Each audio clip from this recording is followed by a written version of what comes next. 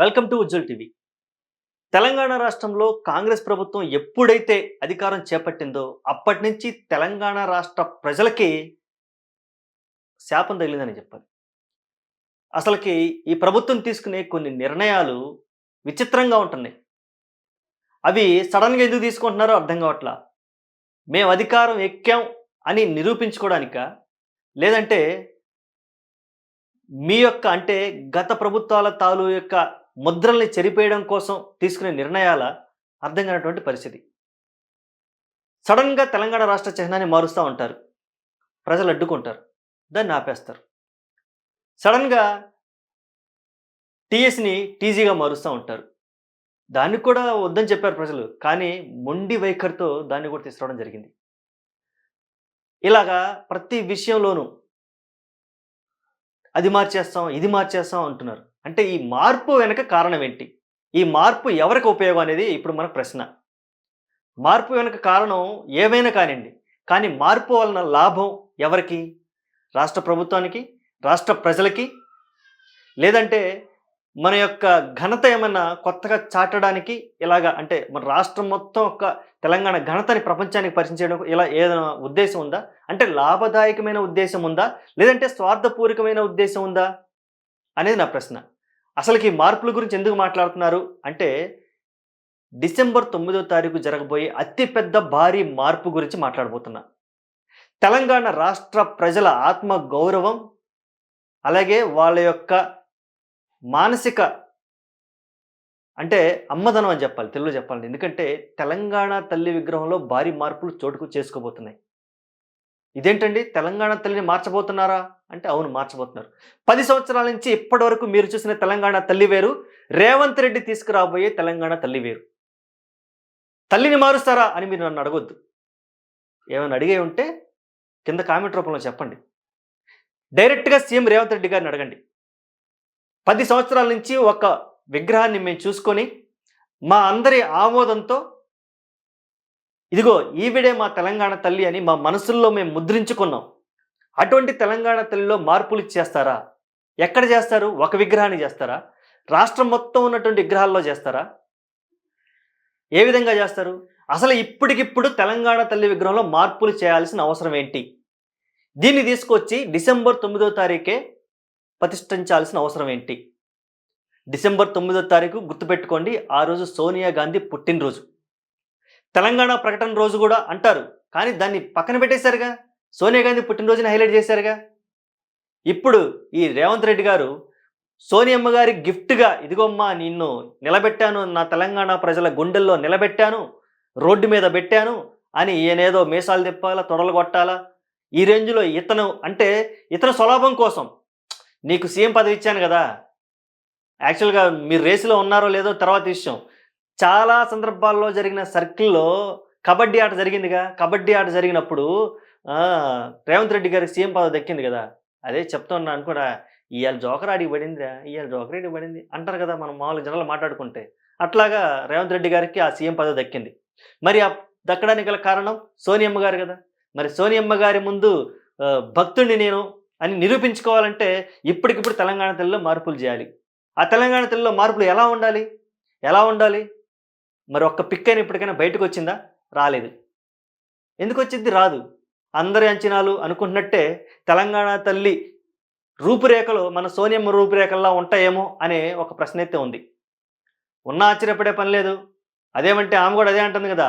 తెలంగాణ ఇచ్చింది నేను అని. మరి కష్టపడి ఆత్మాహుతి దాడుల్లో చేసుకొని పోరాడినటువంటి మన చాలామంది తెలంగాణ ఆత్మ బలిదానం చేస్తున్నటువంటి ప్రజల పరిస్థితి ఏంటి? పోరాడిన నాయకులేంటి? ఎంతమంది కళాకారులు గజ్జెగట్టి, గళం గట్టి తెలంగాణ కోసం శ్రమించారు. వాళ్ళందరూ పోరాడితే దానిని మీరు క్యాష్ చేసుకుందాం, ఎన్నికల్లో క్యాష్ చేసుకుందాం అనే ఉద్దేశంతోటి మీరేదో ఒక ప్రకటన చేశారు. పోరాటం ఏమన్నా ఇప్పుడిదిప్పుడా? తెలంగాణ పోరాటం దాదాపు 40 సంవత్సరాలు కొనసాగింది. అంటే కాంగ్రెస్ దాదాపుగా అప్పుడే ఫామ్‌లోకి వచ్చి ఉంటది బహుశా. ఎప్పుడైతే అప్పటి నుంచి తెలంగాణ ఉంది. ఇప్పటికిప్పుడు మీరేదో ఒక ప్రకటన చేసినంత మాత్రాన తెలంగాణ వీళ్ళు ఇచ్చినా ఇవ్వకపోయినా ఖచ్చితంగా దాన్ని తెచ్చుకొని సాధించుకునే పరిస్థితి అయితే తెలంగాణ ప్రజలకు వచ్చేసింది కూడా. జస్ట్ వీళ్ళు ప్రకటన చేశారు అంతే. కాకపోతే అప్పుడు ప్రభుత్వంలో వీళ్ళున్నారు అంతే. సరే ఈ విషయం పక్కన పెడితే ఇందుకు గిఫ్ట్‌గా మనం ఏం చేస్తాం? మా నాన్న మాకేం చేస్తాడు? గిఫ్ట్ డీడ్ రాస్తున్నారా నీకు? ఇదిగో నా ఆస్తిలో సగం రాస్తాడు గదా! అదేంది కన్నాడు గాబట్టి ప్రేమపూర్వకంగా గిఫ్ట్ డీడ్ ఇచ్చేది. మరి ఈయన ఇప్పుడు ఇదే పరిస్థితి ఇక్కడ చేయబోతున్నాడు సీఎం రేవంత్ రెడ్డి గారు మరి సోనియమ్మ గారికని అనిపిస్తాంది. ఇదిగో తెలంగాణ తల్లి విగ్రహం మార్పులు అక్కడ జరుగుతున్నాయి, ఇక్కడ జరుగుతున్నాయి అని చెప్పడమే గాని అసలు ఏ ప్రాంతంలో జరుగుతున్నాయి ఇప్పటివరకు బయట పెట్టలా. ఎందుకు? ఎందుకు బయట పెట్టట్లేదు? అదేమంటే తెలంగాణ తల్లి విగ్రహంలో కిరీటాలెందుకు? వజ్రాలెందుకు? వడ్డాణాలెందుకు అంటారే? మన అమ్మని మనం గౌరవంగా చూసుకోమా? మన తల్లిని మనం అద్భుతంగా 3 పూట్ల తిండి పెట్టి, మంచి బట్ట కట్టి, చక్కగా పరుపేసి పండబెట్టాలని మనం ఎట్లా అనుకుంటాం? ఆరోగ్యంగా చూసుకోవాలని ఎలా అనుకుంటాం? కుదిరితే అందరూ ప్రతి ఒక్కళ్ళు కూడా వాళ్ళ యొక్క అమ్మని మహారాణిలా చూసుకోవడానికి ప్రయత్నిస్తారు. కానీ ఎవరి యొక్క స్తోమతను బట్టిచ్చి అది కుదరకపోవచ్చు. కానీ అది ఫిజికల్‌గా కుదరకపోయినా కనీసం విగ్రహ రూపంలో ఇదిగో నా తల్లి, నా ఆత్మగౌరవాన్ని నిలబెట్టిన తెలంగాణ తల్లి కిరీటం పెట్టుకొని, వజ్ర కనక వైడూర్యాలతోటి వడ్డాణం పెట్టుకొని, చక్కగా నిటారుగా నిలబడి ఒక అమ్మవారిలాగా మనకి కళ్ళకి కనపడుతుంటే, దాన్ని చూసి మనం దండం పెట్టుకొని అమ్మ అంటూ మన ఆప్యాయం కౌగిలించుకునే పరిస్థితి మనకుంటే, ఇప్పుడు దాంట్లోంచి తీసుకెళ్ళి ఏదో బేదరాలుగా ముక్కి మూలిపోయినలాగా, ఏదో ఒక రైతు పట్టుకునే కంకిలాగా ఏదో మార్పులు ఇలాంటివన్నీ వినబడుతున్నాయి. ఇంతవరకు పిక్ ఎవరు చూడలేదు. అటువంటి పిక్స్ అన్నీ బయటికి వస్తే ఇబ్బంది పడతామని చెప్పి చాలా సీక్రెట్‌గా అసలు ఇంత సీక్రెట్‌గా చేయాల్సిన అవసరం ఏంది? మీరు రాష్ట్ర సీఎం, సాక్షాత్తు రాష్ట్రానికి సీఎం. మీరు ఏమనుకుంటే అదే చేస్తారు. ప్రజల మనోభావాలు అవసరం లేదు. ఎవరు వ్యతిరేకించినా పట్టించుకోరు. మరి దీనికి ఎందుకు అంత సీక్రెట్‌గా చేయాల్సిన అవసరం? ప్లస్ డిసెంబర్ 9నే ఎందుకు మీరు విగ్రహాన్ని పెట్టాలనుకుంటున్నారు? అసలకి మార్పులే అవసరం లేదు. మా మనసుల్లో ఉండిపోయింది తెలంగాణ తల్లి విగ్రహం అంటే ఇది, మా అమ్మ అంటే ఇది అని.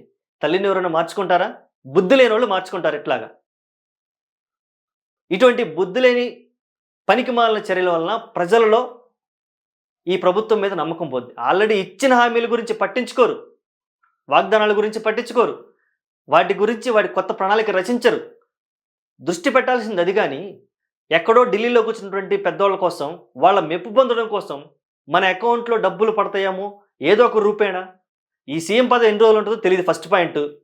గుర్తుపెట్టుకోండి తెలంగాణ ప్రజలు. ఈ సీఎం పదవి రేవంత్ రెడ్డి గారికి ఎన్ని రోజులు ఉంటుందో తెలీదు. ఎందుకంటే కాసుకొని కూర్చున్నోళ్ళు చాలామంది నాయకులున్నారు. నేను పేర్లు చెప్పాల్సిన అవసరం లేదు. పైన అధిష్టానంలో ఒక బటన్ నొక్కితే చైర్ ఇలా కదిలిద్ది. ఆ చైర్‌లోకి వేరే వాళ్ళొస్తారు.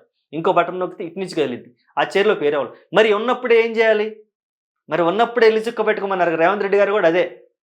దీపం ఉన్నప్పుడు ఇల్లు చక్క పెట్టుకోవాలనే ఉద్దేశంతోటి అధికారం ఉన్నప్పుడే ఆవిడ మెప్పు పొంది ఏదో ఒకటి లబ్ధి చేకూర్చడం కోసం చేసే ప్రయత్నాల్లో భాగం ఇదంతా.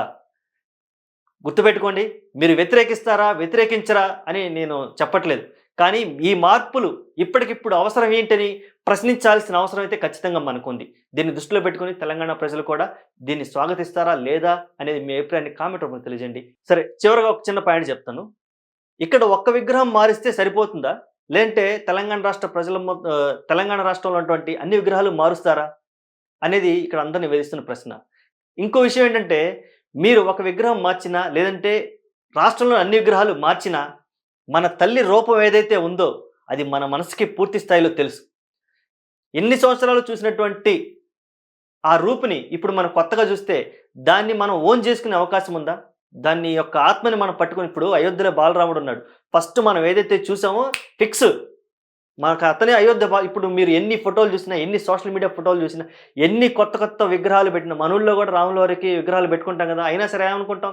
అదొక విగ్రహం, ఇదొక విగ్రహం అనుకుంటాం గానీ ఇది అదే అనుకోం కదా! మరి అట్లాగే తెలంగాణ తల్లి విగ్రహం ఏదైతే ఉందో ఫస్ట్ మన కళ్ళతో చూసి మనస్ఫూర్తిగా మనం దాన్ని ఊహించుకున్నామో, దాన్ని ఓన్ చేసుకున్నామో అదే ఉంటది కదా!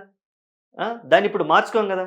మరి అసలకి గతంలో చెప్పుకుంటే పోతే చాలా సబ్జెక్ట్ వస్తుంది. చిన్న పాయింట్ చెప్తా. రాజశేఖర రెడ్డి గారి హయాంలో కూడా ఈ బొమ్మ రాజకీయాలు బాగా వైరల్ అయ్యాయి. ఊరూరా ఇట్లాగా చెయ్యి విగ్రహాలు పెట్టేసి అసలకి అబ్బో రచ్చరచ్చ చేశారు. చివరికి ఏం జరిగిందో కూడా మీరు చూశారు. మరి ఇక్కడ కూడా అదే పరిస్థితా? అప్పుడు కూడా అదే ప్రభుత్వం, ఇప్పుడు కూడా ఇదే ప్రభుత్వం. ఇవన్నీ జస్ట్ చెప్పుకుంటా పోతుంటే ఇవన్నీ వస్తున్నాయి కాబట్టి చెప్పాల్సి వస్తుంది. మరి ఈ వీడియో మీ అభిప్రాయం కామెంట్ రూపంలో తెలియజేయండి. వీడియోని లైక్ చేయండి. Thanks for watching.